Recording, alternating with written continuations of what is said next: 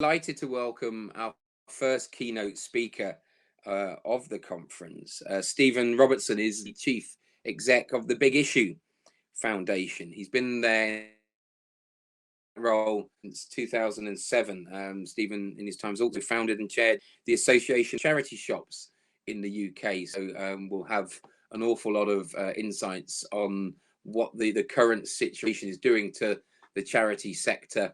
You may have seen on the BBC this morning, there's a very good article around some of the issues facing the Big Issue and their sellers and how they are adapting to that in this time. And I know Stephen's already been busy engaging with us on social media this morning.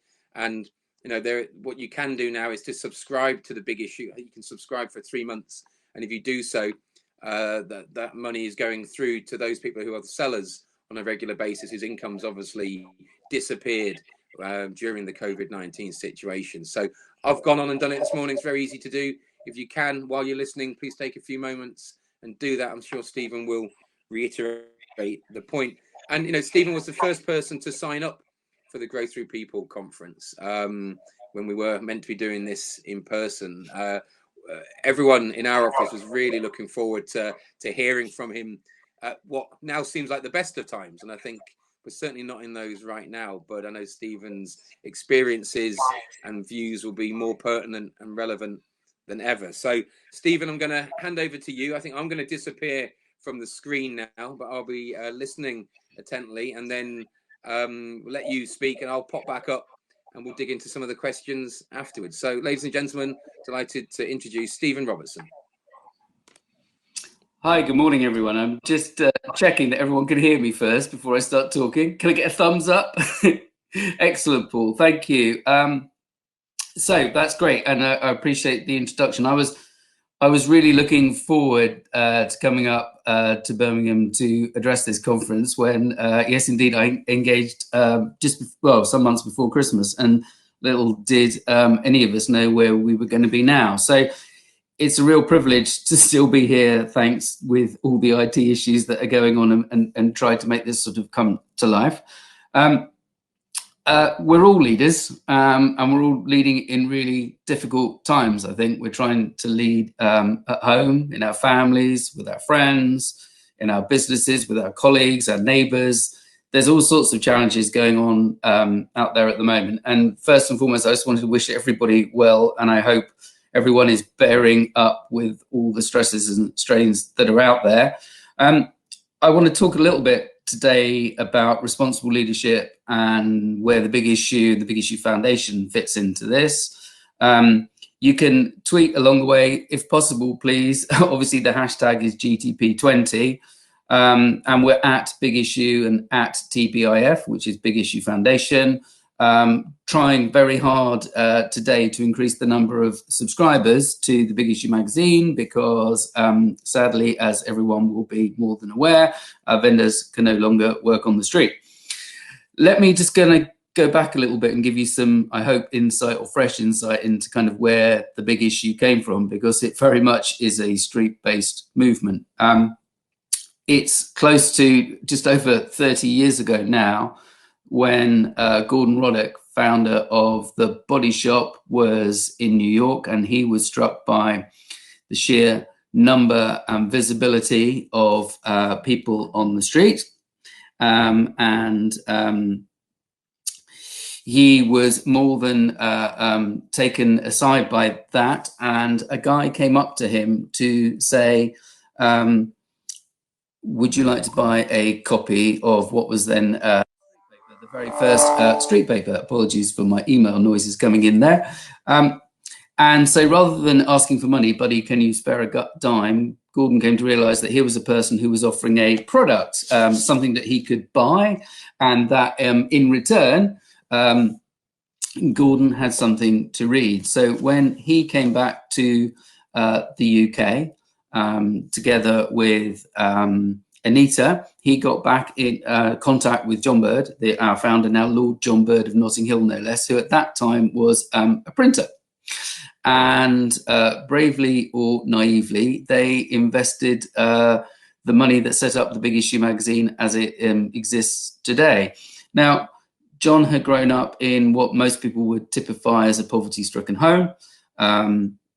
He left that home without being able to read or write, entertained at Her Majesty's pleasure at different times, various ne'er-do-well instances that meant that really John wouldn't have been the typical person that you might have invested in some money into setting up the Big Issue magazine. So either bravely or naively, at that time, because John was in fact a printer, and Gordon and John had gone back a very long time and had met many, many years ago when John was on the escaping the Metropolitan Police in a pub in Scotland, where they first met. They set up the Big Issue magazine. Now, it's always operated on the same basis. And that basis is that it is written by professional journalists. The content forms the basis of the rate card, and the circulation of the magazine, as it was, around about 80,000 copies a week, allowed the organisation to sell advertising alongside selling a product on the street. So the magazine was born, and the principle of that was to give people an alternative way of earning cash, an alternative and legitimate way to make money. And so rather than begging, rather than committing crime or what have you, the magazine was set up to provide a hand up and not a hand out, and to give people an immediate opportunity to take control of their destiny and earn some cash first and foremost. So primarily, the Big Issue magazine was set up as an economic model to give people with very slim choices a chance to take control and earn some money legitimately. I do keep reading little messages that pop up on the right-hand side here, so I'm hoping that everyone can still hear me okay. Now, the magazine itself is a weekly product. It comes out once a week and has been made exclusively, or not necessarily exclusively, but primarily available to people who have very slim alternative ways of making cash. And now, because the magazine is often associated with homelessness, it's actually fairer to say it's associated with poverty and people who, great, you can hear me loud and clear. Thank you very much, Lisa Tomlinson. I'm getting used to this now. So the magazine is exclusively, accept chat from Greater Birmingham Chambers. Yes, okay, great. Sorry. So, so anyway, getting back into the zone here. So when people come to the Big Issue, just to explain our sort of theory of change, as it were, people come not because they have a difficult situation with their landlord, that they've got a pressing housing issue. They walk through the door of an office to earn money. Now, I'm being very condensed in my analysis here, but in very simple terms, when somebody first approaches the organisation, their personal time horizon is probably extending about an hour to an hour and a half ahead. They're thinking about what happens in the immediacy of the moment, and nobody is thinking about tomorrow because tomorrow is too far away. Very simply, people are given a few free copies of the magazine, and their job then is to turn those 48 pages of A4 paper into cash. In £2.50 is the average price, was the price of the magazine. It's now up for £3. I'll move on to that shortly. But the idea is to turn those pages back into cash and to keep some of that cash to buy product the next day. Now, that means that whatever other things you might do with your cash normally, whatever those issues are, however good or bad they are, you have to take some self-control, some charge of yourself, and save some money and come back the next day to buy some magazines. If you come back and you haven't got any money, you don't get any more free product. So therefore, when someone comes back 24 hours later, literally a day has been added onto someone's personal time horizon because people are taking account of themselves.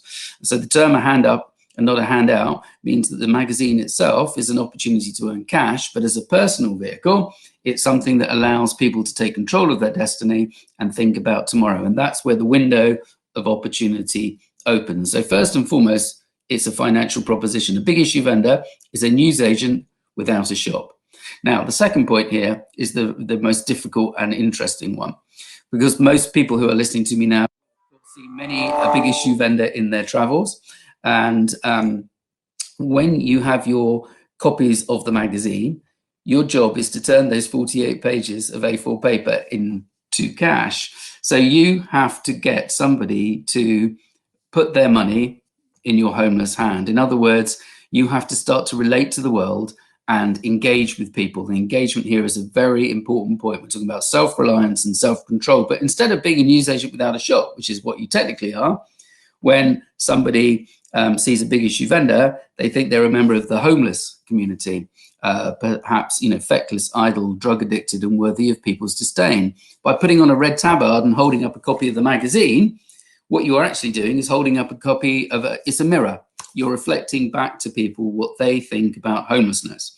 And therefore, you have to overcome those stereotypes and the resilience that it takes when people are telling you things like get a job, when you've already got a job, are telling you negative things about homeless people, which may or may not apply to you. You have to develop the kind of heartfelt resilience that anybody who does a face-to-face sales job will understand comes with a hard sell. And the Big Issue magazine itself is a hugely hard sell.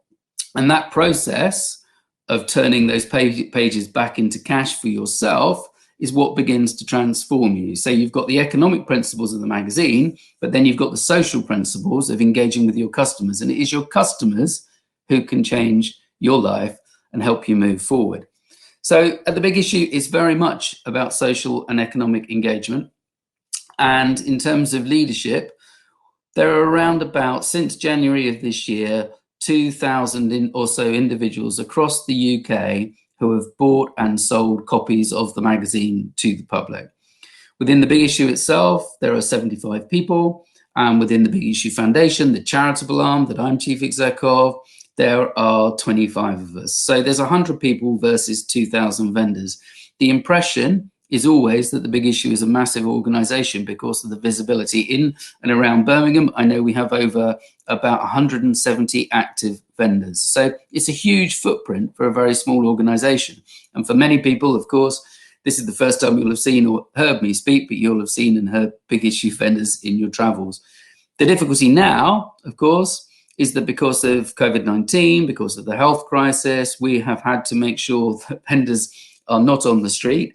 And we're trying to find alternative ways to help people at this time, because ultimately it's the connection between people and vendors that creates the business that moves people forward.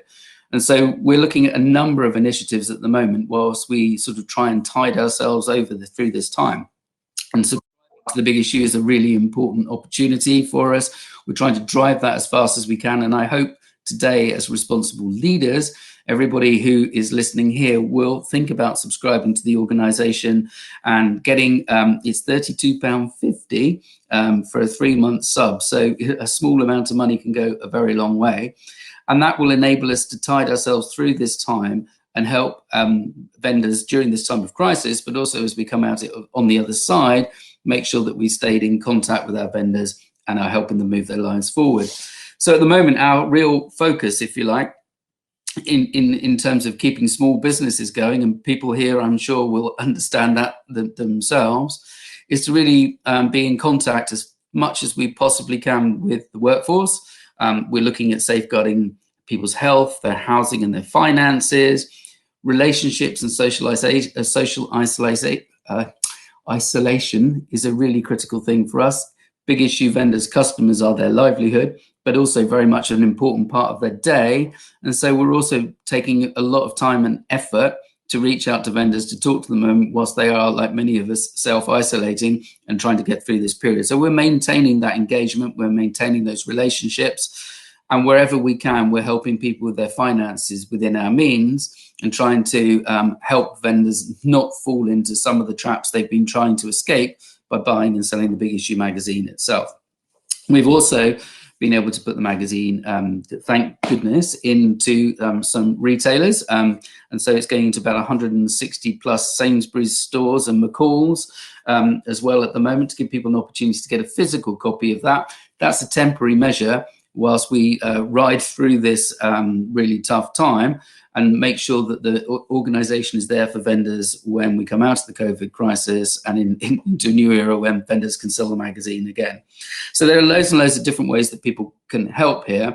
And I think the most important thing to try and sort of take away from this, as far as I can really summarise it, is that each Big Issue vendor who is selling a magazine has a huge community around them. people who are listening to me now will have seen vendors, will have been buying magazines from them, will be worrying and wondering where they are. And like many of us, they're trying to get through these times and make sure that they're ready for their business when their business comes back. The support and the energy that people are providing for vendors is really, really critical. We're all thinking about and very much concerned about our relationships, our responsibilities, the context that our businesses work in. And we don't always necessarily think that the big issue vendor that you might see on the street is an entrepreneur, is a very straightforward business person, a newsagent without a shop who, yes, has some issues, and for sure, but we all do.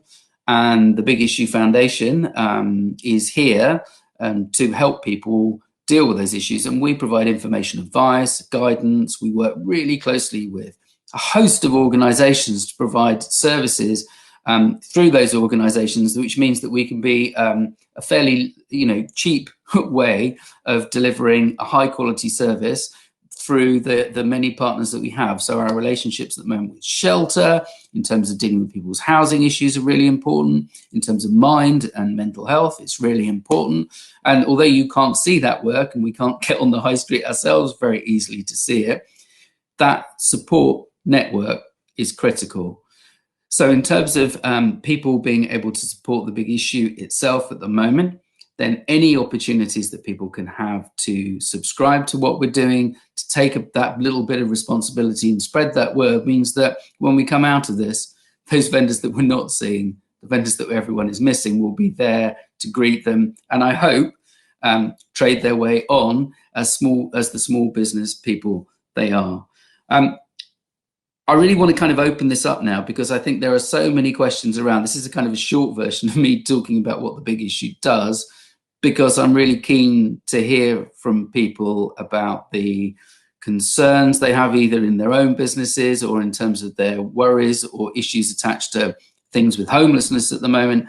The Big Issue is working very hard in terms of government with Lord John Birds in the House of Lords, trying to do all he can politically, and we're working very closely with Crisis and a number of other leading homeless organisations, again, to try and make sure that when we come out of this situation, actually the situation in terms of where people are with homelessness today is better than it was when we went in. So thank you for listening. I hope today is really successful for everyone, and all the kind of IT things work. If people can subscribe, people can support us, absolutely ideal. The critical thing for us now is to spread that word. We're all responsible leaders. Big Issue vendors are business leaders in the community. At the moment, that community is in a very different place. We're trying to maintain that online, virtually, and I'm sure that we can. And going forward, I look forward to actually seeing people in person. Hopefully next year's conference, I can come back and actually meet people rather than stare at my reflection in a computer screen. So thank you very much indeed. Thank you, Stephen. I hope you can hear me now. Great. No, thank you. And it is it's slightly disconcerting, isn't it, as you look at yourself sort of talking and see messages come in. But give it a couple of weeks, we'll all be experts. I know. The questions are coming in, so I'm going to kick off. Got a couple of good ones here to start with. The first one, I guess, is quite general. How have you approached leading your team through this current situation? So you're sort of the team who you directly look after and manage. Absolutely. Thank you for that question. I think probably most people have got used to they've never heard of before. So whether it's Teams, Zooms, or all the other different apps, we've done a hell of a lot of stuff online. And we have a regular daily check-in with absolutely everybody at 11 a.m. And we have normalized quite a lot of those things that you kind of, it's a bit like learning what you do in the office, only it's brought us, because we work in different places, it's actually brought us closer together. So we weren't really doing so much online meetings before, and it's a really helpful space to both exchange kind of what's going on, but also we set up a bit of those kind of virtual tea rooms. So people are just like gathering for a cup of tea online to talk about not necessarily work itself, but the kind of things that everybody else does at work. And that's really, really helped what we're doing. So for us, I mean, this is the second week of us being effectively isolated from each other. And so we're learning every day. But the key thing for us has been regular, constant, visual, where possible, contact. And also the stuff that you normally take for granted at work, like having a cup of tea and talking about what you watched on television. Yesterday was my first ever virtual leaving do for a member of our team. Wow. I know, and so we had both a virtual leaving do and then a virtual pub quiz, all from home. So, needs must. Did you win? No, I lost. I'm always rubbish. General knowledge, no good.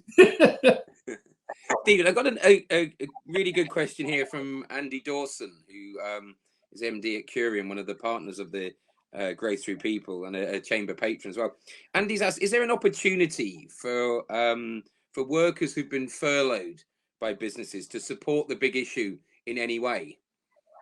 Have you been able to sort of dig into that yet? We haven't really been able to dig into that yet because, in effect, we're all in separate places. So the absolute key thing for us is maintaining awareness of and presence of mind to the cause and the issues that we represent. We have the benefit in normal times if somebody walking out to get a sandwich, walking around the corner and meeting a big issue vendor and beginning to talk to them.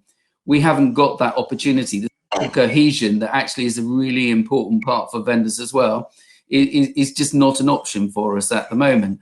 So all forms of online support, Twitter, LinkedIn, spreading that word, because we are still in contact ourselves with our vendors. And I think what we'll try and find as we move forward are ways to bring vendors back to platforms like this so that they also get a chance to get the benefit of talking and being supported by people. But right now we haven't got a volunteering opportunity for people who've been furloughed because we can't put people together. So it's about activism at its heart, and social is really key. Now, I think that came across so clearly, and I love the point that you made, which really resonated about the fact that the vendors they're business owners, they're entrepreneurs, and we're having a lot of conversations about the recovery and the bounce back from this current situation, and as you sort of mentioned, they're going to be a big part of that as well, and it's important that they're in a position to bounce back and get their businesses up and running as well, isn't it? Absolutely. And I mean, I don't think any of us predict what the high street's going to be like. So I think the high street will be perhaps quite a different environment as we come out of this, hopefully into the summer. And it's going to take people a while to readjust. And the great thing about a big issue vendor is that they're there on the street, not only working, but often one of the few people you can quite happily chat to about what's going on. They're almost like your local town crier. And I think people will be really pleased to see their vendors. When vendors aren't around, we often get people saying, where are they? Where's so-and-so outside of Sainsbury's or whatever. And we always do our best to keep people in contact there. But the value of those relationships is big. Massively. Final question. So your work involves giving a group of people that many might consider among the most difficult to reach in society a platform to find their potential. Are there any lessons from this for businesses in general and how they empower their people? I think that's a really good question. I think at its heart, there is something here about personal responsibility. The big issue mechanism provides an individual with an opportunity, and the responsibility to fulfill that opportunity rests with the individual. So there is something definitely to be said about equipping and empowering people to be in control of the work that they're doing, to celebrate that success and make the judgments and perhaps take the pain when it isn't successful. So trying to find ways of bringing individualism into a collective environment, I think, is very, very important. And I think there's a huge amount to be said for the value in relationships and relationship management. Despite, if you imagine if you were selling a magazine as a representative of sort of the homeless community, you're not who I think you are. So you're not who you think yourself to be, Paul. You're who I think you are. And so the resilience you might have to develop in that space when presented with stereotypes and prejudice is certainly something that applies in face-to-face sales jobs. Anyone who's got to make a hard sale knows that difficulty. So I think also the support that an organization can provide around people who are on the front line is really, really critical, and reflective practice, all of the things that kind of allow people to process that, particularly in these difficult times, is going to be increasingly valuable. So relationships, staying in contact, those things are going to move up. And I think it all sits in the learning and development. This is not about CSR. This is about HR, hardcore learning and development. The things that we're picking up now are things that should be taken from a cultural point of view and a leadership point of view through organizations. What people are learning are the values of tomorrow through the traumas of today. They're truisms, aren't they? Whatever your organisation is, and that's a great way to finish. There was one other question here, which was, can we see your dog? So I don't know if your dog is infamous or if you can have a dog, but they're both downstairs actually. Because we've got a small Chihuahua puppy because we're at home, and then a rather grumpy Jack Russell Chihuahua cross, which has the aggression of a Jack Russell and the anxiety of a Chihuahua. So maybe if I can come back at the end of the day and we find out how many subs we've got, I can show you the dogs. But otherwise, I have to run downstairs and there'll be an awkward silence. At least it's good, plenty of opportunities to get out and walk them, I'm sure. Stephen, Absolutely. thank you so much for joining us. Thank you, real pleasure. Just to reiterate, everyone who's on, if you are able to and can find the cash, then please do get out there today and subscribe and support the Big Issue Foundation. I know it's much appreciated and extremely important at this time. But thank you, Stephen. What a great way to kick off the conference there.